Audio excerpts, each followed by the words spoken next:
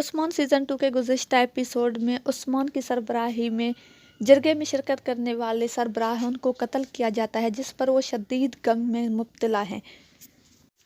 Usman season 2 के 42वें episode का बाकायदा आगाज़ बाला खातून के तीर चलाने से होता है। बाला खातून तीर चलाती है और सारे लोग उस तीर की तरफ मुतवज्जे हो जाते हैं।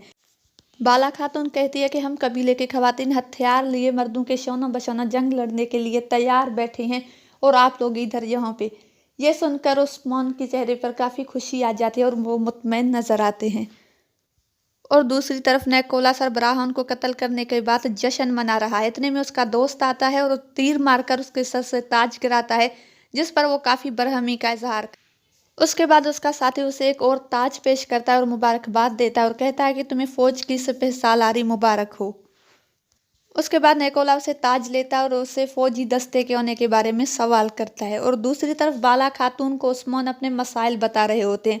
उस्मान कहता है बाला खातून को कि इस वक्त हम आग और पानी के बीच में, हमारे चारों तरफ आग है, हम दुश्मनों के बीच में घिरे हुए हैं, लेकिन इस वक्त हम खामोश होकर नहीं बैठेंगे, जितना जल्दी हो सके हमें ये बदला लेना।